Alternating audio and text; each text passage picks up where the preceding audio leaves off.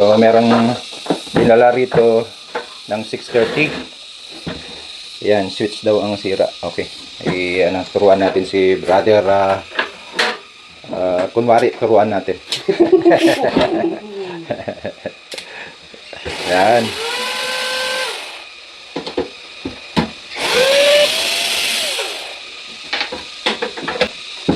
Obvious naman nasira yung yung switch kasi yan hindi lumilitik. Dapat ganito. Yan, may ganyan. Yan. Yan. So hindi natin kailangan na i-tester, ano brother? Barang sa kurente ko na. Ang dami na. Ayan. Kailangan to. Ito. Yan. Ito ba ito? Oo. Ano lang yan, mga rikititos niya lang. Kailangan mabaklas pa rin yan. Ayan.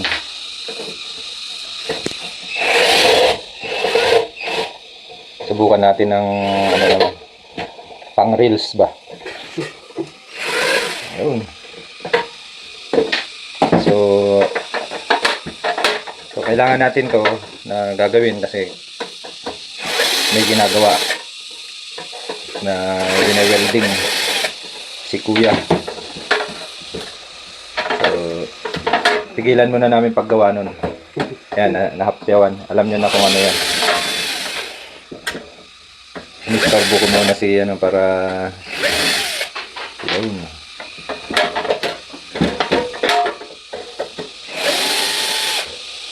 Kaya tinuturuan natin. Kunwaring tinuturuan. Magbatwas lang. Oo. Ayan. Ayan, okay. So, ayan. Tapos, linisin. O yun, may bubuyog. Ayun bubuyog Bubuyog ba daw? Hindi Ang kawawa naman. Ilagay natin dun para mapisa.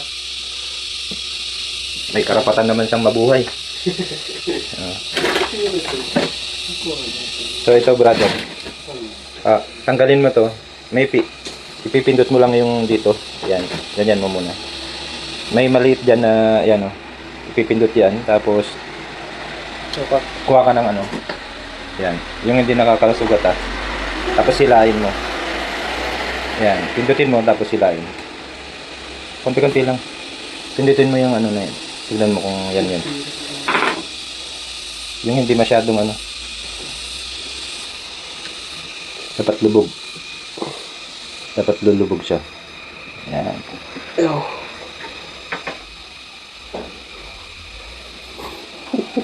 Mahirap. Sira na talaga kasi. Hindi, talagang sira na yan. Kaya ganyan. Then, pag ihawak tong ganito ang gagawin mo Ayan.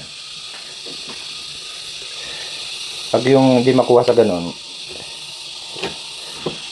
meron kasing yan Ayan Ayan yun. Pinipindot. Yun. Okay. Tapos yan, pipindutin din. Yun. Kumbara mo na lang para kita. Yun. So alam mo na yan sa susunod. Pero sa susunod na gagawin mo, mamarkahan mo yan kasi kung hindi ka marunong mag-analyze, baka mapagdikit mo yung yung switch niya. Yan. Pindot mo to. Yan.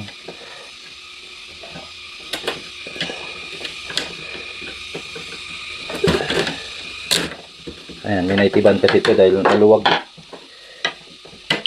Tignan mo, madaling masira yung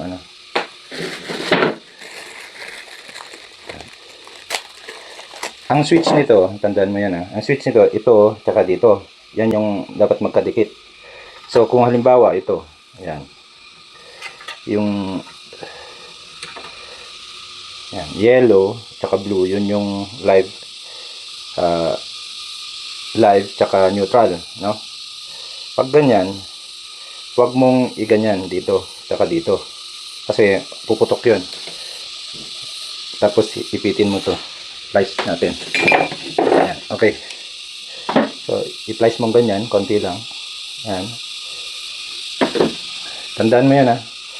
Ang switch dito is ito, tsaka ito.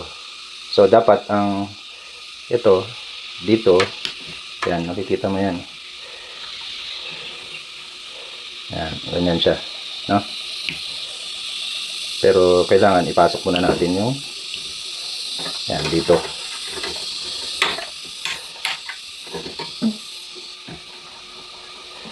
So, kung ito yung outlet, yung cord niya, no? Yung cord. Ito yung wire niya, di ba? Tama. Yung yellow. Yan, usually kasi, ano yan, ang yellow, yun yung live niya. So, dito sa likod, sa loob. Yan. Tapos yung neutral niya, dito sa labas para mas okay, no? Yan. So yan, dito yung switch niya, tapos yung sa kabila isi-switch niya dun. No? Tandaan mo yan, basta yung galing dito, papunta dun lahat sa taas. Tapos, pwede rin sa baba. Pero, dapat nakaganon sila. Hindi pwede yung dito, tsaka dito.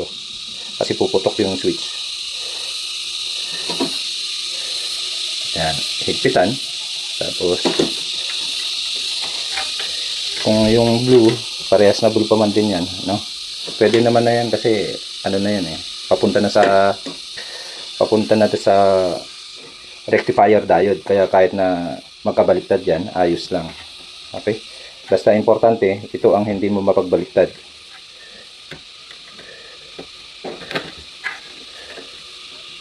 Yan, kailangan talaga maigpit para maiwas sa loose connection. Yan. So, ganyan, brother. Ngayon, yan, o. Para maniwala tayo, isaksak natin. Okay. Para sigurado tayo, ito, analog yung nandito, kaya i-times 1 natin. Yan. Yan. Tapos dito sa kabila, dapat wala. Ayun. So, okay yan, no? Tapos, ilagay naman natin sa DC. Pag mag-testing tayo. Yan, sa 250, no? Tapos, asan ba yung negative niya? Yan, makikita mo yung cross. Yun yung positive. Yun yung red, no? Yan, ganyan siya. So, mamaya, i-switch natin. Saksak natin. Yan. Ayun, i-switch on natin. Yun, meron na. So, tester natin ngayon. Yun, meron na. Okay. So, ayos na yan. So, totoong switch lang ang sira. Okay? So, ganun lang. Kasi obvious naman yung switch niya kanina. Hindi mo na, wala na. So, okay? So, may natutunan ka ngayon. Brother. Live dito? Oh, yan. Live data. Yellow? Yellow.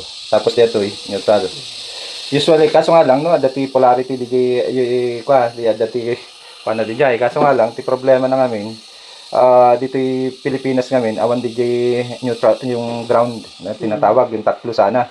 Kaya pag yung naggawa ako dun sa bahay ko, tatlo ang gagawin kong, may neutral, may ground, tapos may live, para safe yung mga gamit. Kasi napaka-importante yan, katulad yan. Yan yung ground niya to, napunta sa ground. Pag meron dito, tapos naka-ground, tapos itong live na to, naidikit, kunwari, naidikit. So, ang mangyayari, magkakaroon siya ng protection, hindi ka makukuryente dito. Mapupunta sa ground yung kuryente. So, hindi ka mag-ground. So, yun ang trabaho ng body ground. Kaya may body ground siya. Yan, o. Okay? So, ito yung live. Yung live, tapos ito yung neutral na tinatawag. Pero dahil wala tayong dito, kaya kahit mapagbaliktad, ayos lang din naman. Kasi may yung palabas nito, dito sa baba, no, yung switch niya, may bridge type diode naman kasi doon. Yung bridge type diode na yun, kahit mapagbaliktad mo, kasi alternating current naman yun, i-convert niya ngayon sa DC para mapunta dito sa filter natin. Ayun. Okay? So, yan. Ganun lang ang pagkakabit. Tandaan mo yan. Itong galing sa sa outlet. Yan. Yan.